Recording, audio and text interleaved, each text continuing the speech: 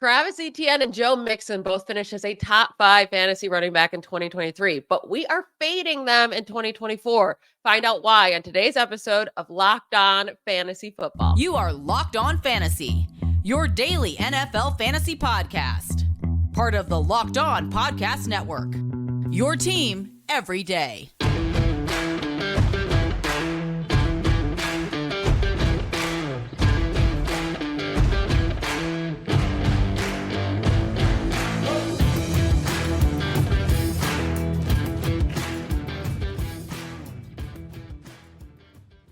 Thanks for making Locked On Fantasy Football your first listen every day. We are part of the Locked On Podcast Network, your team every day. I am one of your hosts, Michelle Magdziuk. When I'm not doing this, I'm a researcher and fantasy analyst for NFL Network. Yeah, and I'm your other host, Vinnie Iyer. When I'm not doing this, I'm writing about NFL fantasy and betting for sportingnews.com. Today's episode is brought to you by FanDuel. Make every moment more. Right now, new customers get $150 in bonus bets with any winning $5 bet. That's $150 if your bet wins. Visit FanDuel.com/lockedon to get started. Today, Vinny and I are going to each pick 3 running backs that we think will fade off in 2024 after having a really good fantasy season in 2023. So kind of the opposite of what we just did over our last 4 shows when we did rebound candidates for each position. So if you missed those, go back and listen after this. But let's just start right off the bat here with running backs. Our biggest running back fade for the 2024 season after a monstrous season in 2023. Vinny, who's your first guy? Yeah, I mean, I went with the obvious one. I mean, Raheem Mostert went nuts. His breakout, long-awaited breakout season. He wore his jersey number and his age there, 31. He finally made a Pro Bowl, and he went nuts, scoring a lot of touchdowns, and that was his biggest thing, as well as really being the most durable Dolphins back because Jeff Wilson Jr. wasn't a thing at all. Devin Achan was explosive and exciting, but he was in and out of the lineup. He was a rookie. It took him a while to get going as a big part of what they wanted to do in Miami. So I just think the touchdowns, they're just not going to happen again. When you have a career year at age 31 as a running back with a lot of mileage and a guy that's been hurt quite a bit, it's just very hard to predict that duplication, especially with Devin Achan being a big part of what they do. They could diversify the running game a little bit more next year. So, and you just don't score this many touchdowns. I mean, the best case that we've seen is Jamal Williams, right? He went from a scoring machine to doing absolutely nothing in a complimentary role, and that easily could have been Raheem Mostert's fate here. But I'm just not going to tempt fate and go to Mostert again next season. Yeah, I will say the one difference between Mostert and Jamal Williams is Jamal Williams changed teams, right? Yeah. And we did see again with the Lions with their running back scoring a ton of touchdowns. So I do believe if Mostert's still, hanging around at age 32 and able to stay healthy, like he's still going to get a decent amount of touchdowns. But no, I don't think he's going to lead the league again in touchdowns. That was an insane amount. Achan hopefully can stay healthier this year. He's going to steal work. I mean, we saw Mostert production go down when all the running backs were healthy, right? And so we cannot expect him to finish as a top 10 even. He finishes RB2. I don't even think he could be top 10 next year. I do think he still has value, right? Even though he's getting older, even though he has injury history, like if the Dolphins are going into the season with Mostert and Achan again, like Mostert's going to be a pretty solid late round pick. I just wouldn't want to draft him too high. Yeah, and you just had to be wary that this Dolphins offense might add more weapons, right? They were very compressed with their weapons. Tyreek Hill. We also had Jalen Waddle not play consistently, and he's a short area option as well that could cut into the workload in a different way, right, on shorter passes. And then you expect to add a tight end, which could be a different source of touchdowns there in the red zone, and maybe a third receiver who can also be impactful down there. So I just don't think the scoring is going to happen at that rate. And there are some games where if Mostert didn't score, Michelle, he wasn't really effective. Yeah, it all comes down to that scoring for him. That's a lot of running backs, I'll say, unless you're like heavily involved in the passing game. And that's why we're so, that's why we're looking for those running backs that are going to get those targets, because then it doesn't just come down to do they get a touchdown. And that's so important for fantasy if you're playing in a half PPR or full PPR league. Again, Mostert, I can't envision him finishing again as a top 20 or top 20, top 10, maybe top 20. Maybe not a top 20 either. I mean, Yeah, it's like really if going to his come role down goes away, to if he doesn't score enough, I don't know if he's going to crack the top 20. So it'll be interesting to see. I didn't have high expectations when I took him last year. He was in my 0 running back kind of strategy, and like, okay, I got him, and oh, this is a pleasant surprise. I didn't invest too much in him. I wish I had Devin Achan behind him and to make it yeah. really, really worthwhile, but he was good. I mean, he came through. He was on one of my teams that won a championship. So again, you're going to try to find that type of guy, but it's not going to be Raheem Mostert again. Yeah. And one other guy that finished as a really Rachaad White, right? Running back 7 overall. His season was so odd.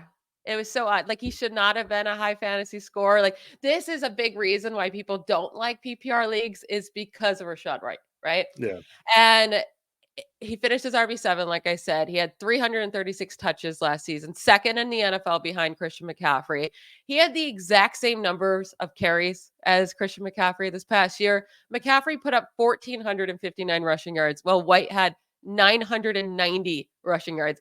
CMC had nearly 500 more rushing yards on the same exact number of carries. That just shows you how incredibly inefficient White was with his workload. He also only had 6 rushing touchdowns.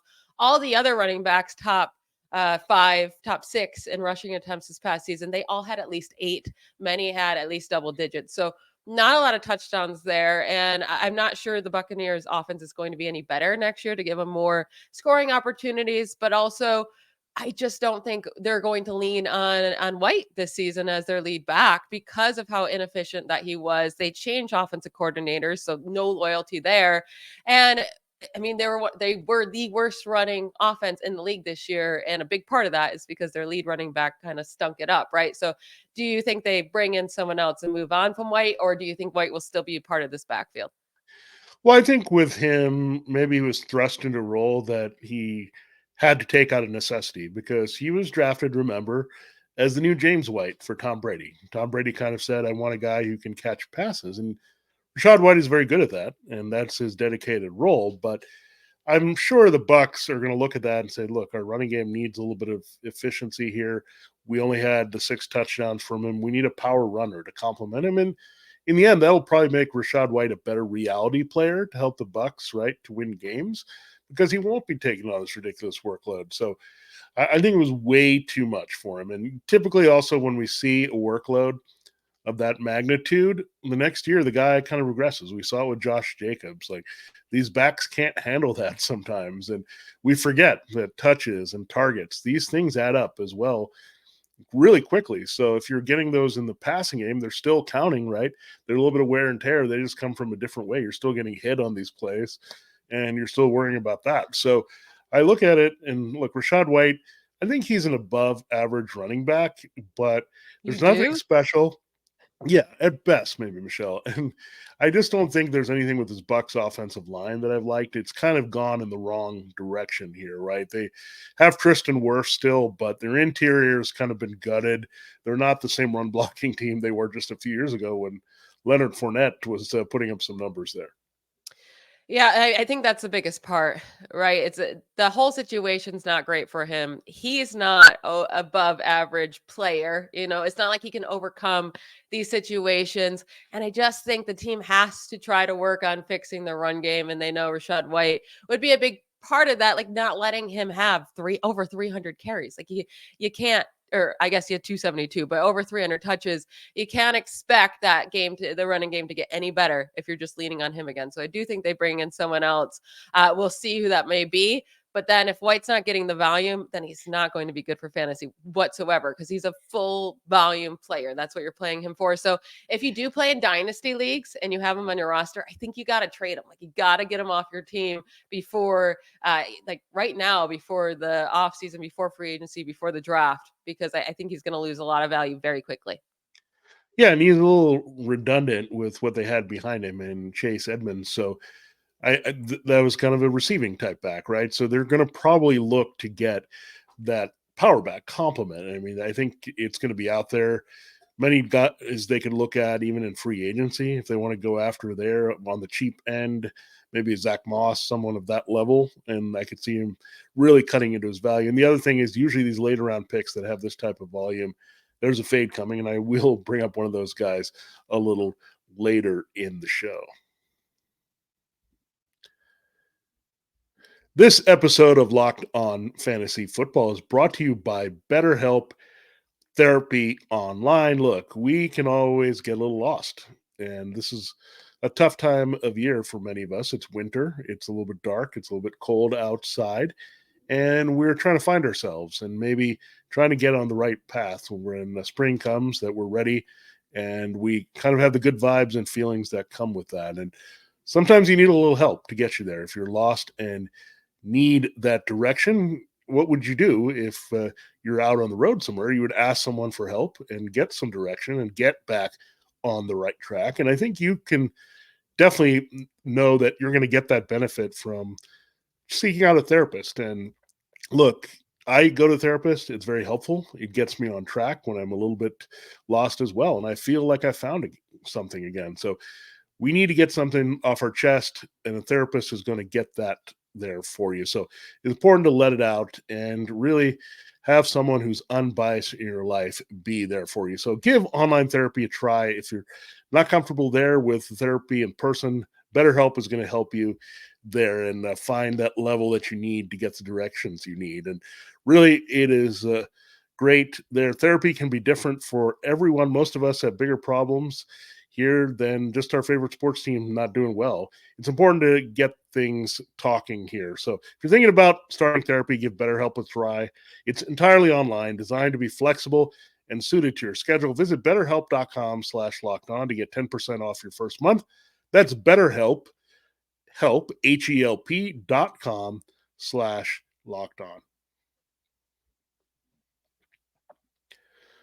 All right, Michelle and I have a couple more running backs, and these I think were also a little bit obvious, but we need to watch these guys for sure, what's going to go on. Maybe mine wasn't but I think you have a really good one here. We'll start talking about Joe Mixon. I really don't know what his future is going to be in Cincinnati, and I think that's also part of the concern, Michelle.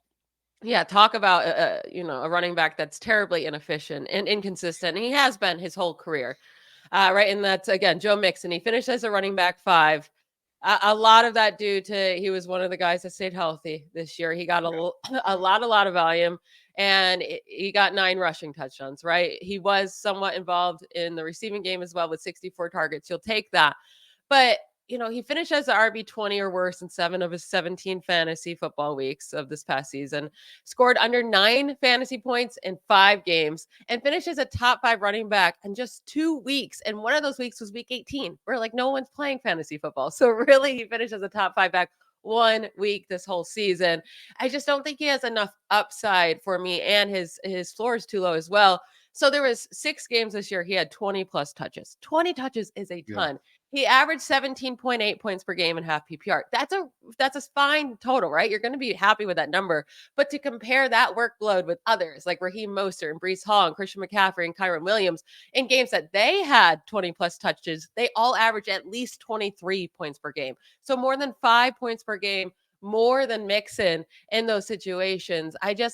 Mixon's not it for me. He's just another guy with a big name. And I just don't also understand how the Bengals wouldn't move on from him, right? They can save nearly $6 million if they cut him before next season. I just don't know how you don't do that, because there's many other running backs out there that can do what Mixon can do for much cheaper. Yeah, I mean, it comes down to just Joe Mixon's role going forward. And remember, I think in a weird way, the Joe Burrow injury helped Joe Mixon because he was what was left. They had to lean on him quite a bit with Jake Browning in there, and he had to be the security blanket. He had to be the guy that they had to give touches to in key situations. But we know at the heart of the Bengals, they're a passing team. They want to throw the ball around. Mixon has been highly touchdown dependent with his fantasy production the past 2 years, and that's great, right? Playing with Joe Burrow and having that trickle down and being able to have those high leverage opportunities near the goal line. But now you look forward. I mean, maybe Chase Brown is a guy that they're excited about, right, going forward. And he's cheaper, he's versatile, and we saw that they were cutting into Mixon's work when they had Samaje Perine. Maybe they didn't trust Chase Brown quite yet as a rookie, but then you saw what he could do down the stretch. So I really liked him coming out of Illinois. I think he's a good back that they can build on. And yeah, I think it's been very fickle with the Bengals. Last year, you thought they were going to part ways with Mixon. It didn't quite happen. Maybe they needed to trade him. Here, as you said, they could cut him. And he's one of those backs, Michelle, that he's not too exciting overall. He's there, and you look at the production. He's not going to win you a week, and we'll just call it that way. And you mentioned his touches and his volume and staying healthy. As he gets older, and that mileage is added up, like there's a good chance it really comes falling off in a steep decline here immediately, because he's touched the ball a lot in his career, and he was hurt early in his career and he's avoided that, but I think he's overdue for a breakdown. So there's that also coming into play here with Joe Mixon. Yeah, and he hasn't played behind a great line most of his career, right? So lots of hits on that body, hard hits too, because his running style too. Yeah, he kind of is a violent runner in terms of trying to pound through a little bit, and I think he's been really good for fantasy. I didn't expect him to be one of these guys that we saw for multiple seasons that was going to come through, but everything comes to an end, right? This window for these running backs are very tiny in fantasy football. I think that's where we're at with Joe Mixon. And now I will reveal my guy. Might be as obvious as my first one, but maybe not so much, because he was very productive in this Lions running game. David Montgomery. Now, Montgomery had some big games early in the season. He had big multi-touchdown blow up, but he also missed some time. He had some injury issues. And when we saw that midseason, what happened, Michelle? The slow takeover of Jahmyr Gibbs happened. Now, Montgomery was still involved.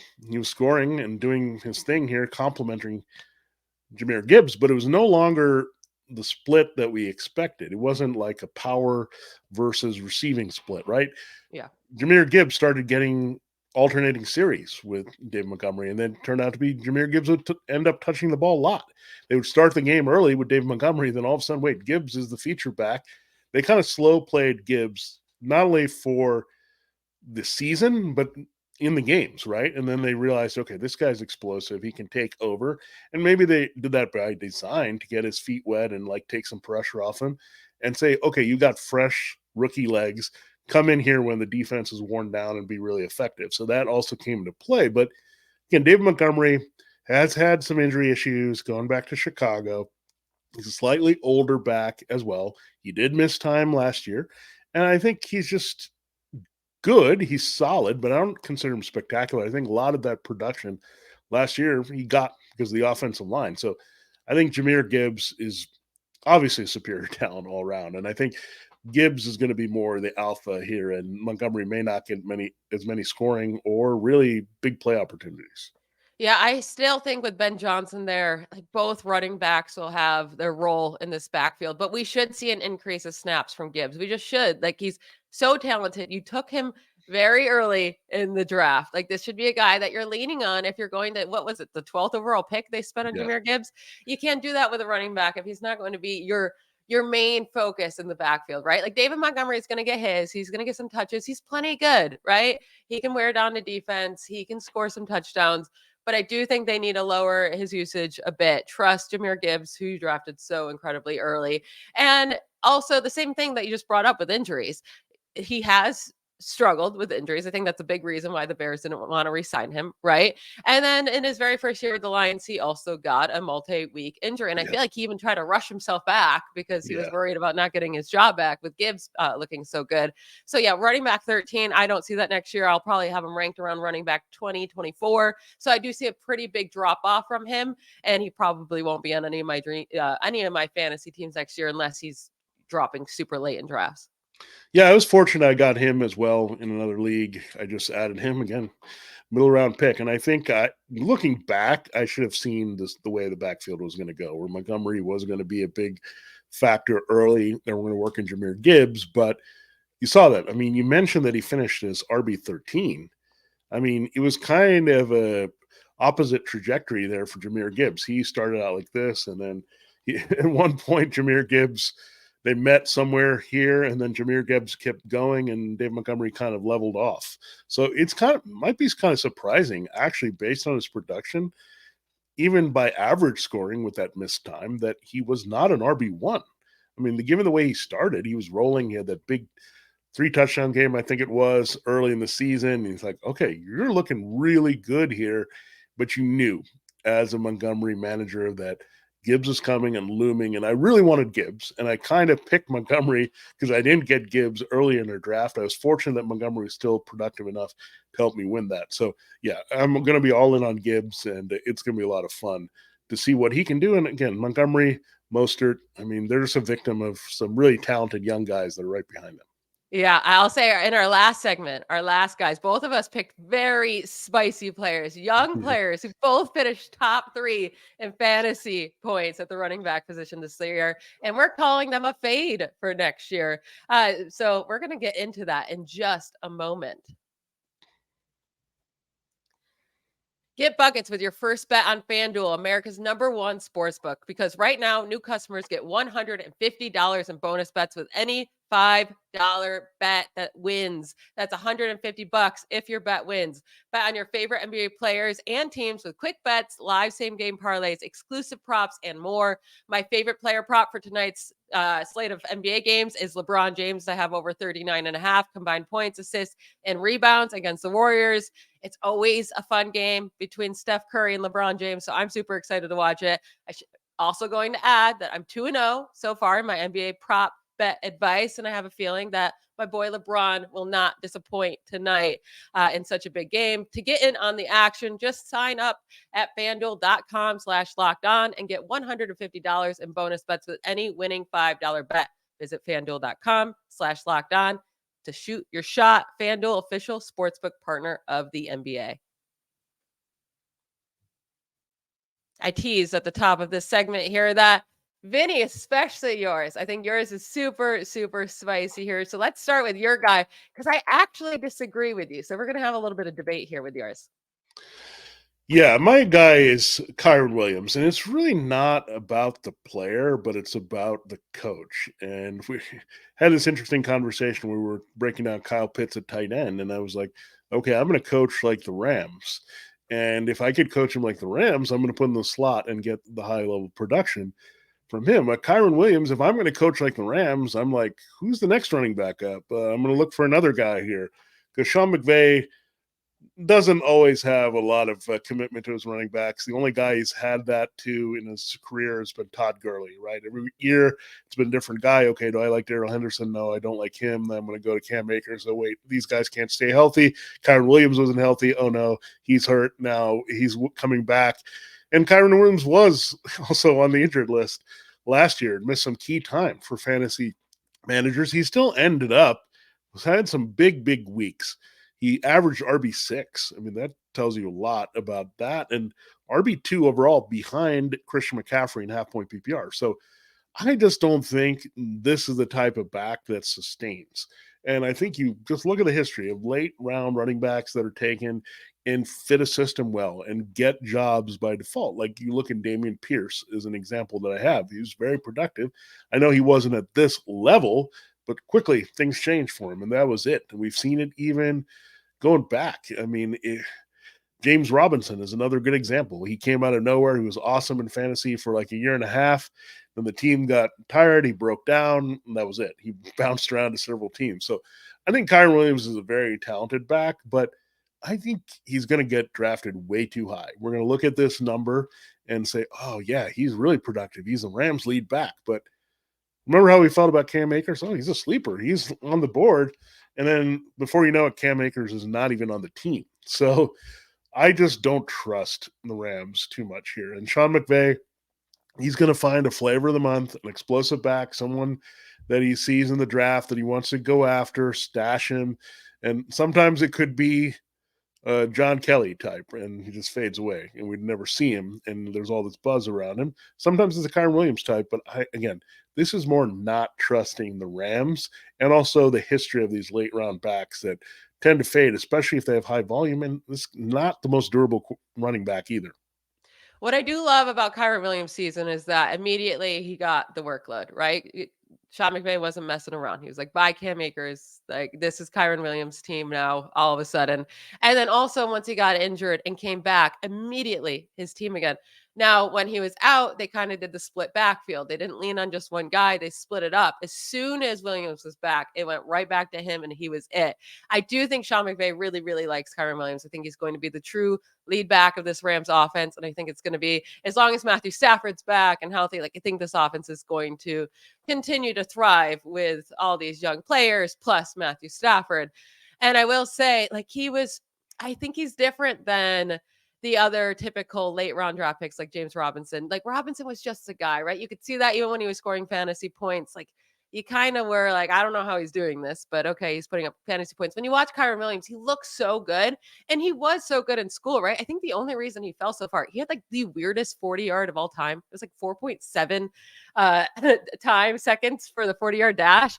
But when he's out there, it's not even close to that. So I don't know if he didn't train for the 40-yard, he got a bad start. I don't know what happened there, but he's a speedster. So the 4.7 doesn't make any sense. I do think that's why he fell. I think he's a really good running back. And I will be one of those people drafting him probably way too high. Yeah, I just think that's an unreasonable expectation to go right back up there and score. I think you also have to keep in mind the volatility of running backs. We know last year, I mean, Christian McCaffrey worked out, but something happened with most of the top backs that you targeted in drafts last year, just the attrition of the position. And Kyren Williams, again, if he was the most durable guy, I would trust him a little bit more. But again, it's just part of the history of that particular position on that particular team. And again, I'm not going to go in and say I want to take him as a second running back off the board. Now, if you get down a little bit and slides down, and we talked about some guys that would be really appealing to replace him, including Jonathan Taylor, right? We're excited about what he can do higher in the draft. I would take Jonathan Taylor ahead of him. I mean, maybe there's not too many guys I would take and feel comfortable, but I would be a little bit on edge. Like if I had to choose between Kyren Williams and a top wide receiver at some point, I might go wide receiver. I don't see him as that talent I'm going to bang the table for, but if he slides a little bit in drafts, I mean, go to RB 7 to 10, I don't see that happening. But if that's the case, then I feel a little bit more comfortable that I don't have to pay a premium. But if I have to take him in the early second round, there's no way I'm doing that. Yeah, there's one guy I don't want to pay up for. He was a running back 3 overall this past year. It's Travis Etienne. Now, I don't think he's going to go in the first round of drafts, but I do think he'll start to see him in the second round. I'm not, it makes me sad because I really like him as a player, but he's not consistent enough for me. I should say that, but also he's not as efficient as I would like to see him either. But so he ends up running back 3, right, last year, but weeks 1 through 8, he was on a tear. He was so good, averaging 18.8 points per game in half PPR, behind only Christian McCaffrey from weeks 1 through 8.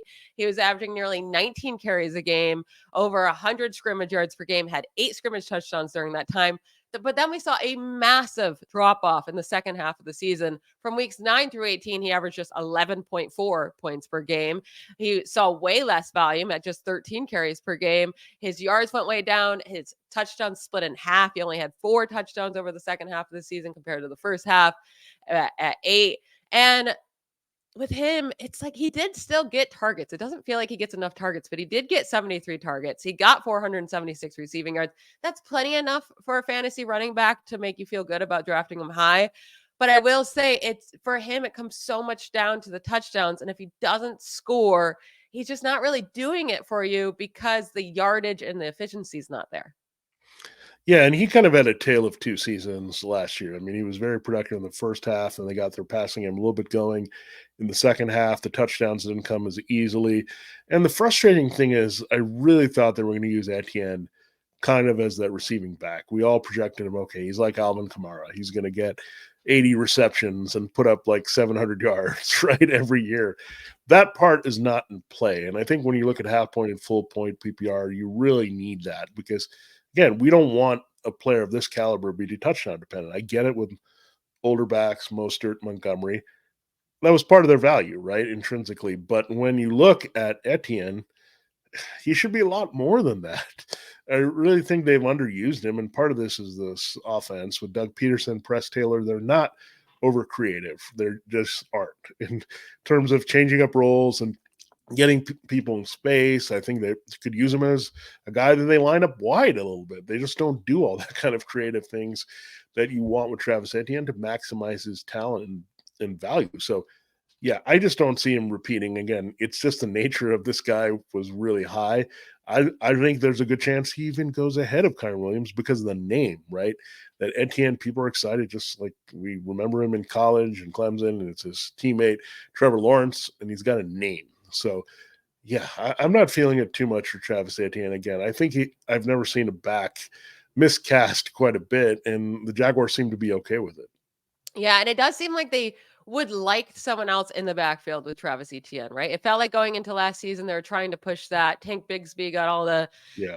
the love in the preseason, and he didn't end up panning out. And they didn't really have someone that could share a backfield with him. They didn't have anyone worthy of that. I do think maybe they try to find that this year as well, which would only end up hurting him more. But yeah, Etienne's not a guy I'm looking to draft early in the first round at all, but also I'm not even looking towards him in the second round No. either. I don't believe. Maybe I'll change my mind during the offseason, but right now that's where I stand. That is it for today's show. Thank you to you all for making Locked On Fantasy Football your first listen every day. Every dayers, Vinny and I will be back tomorrow discussing our biggest fades at the wide receiver position. You don't want to miss it. Bye, y'all. See you.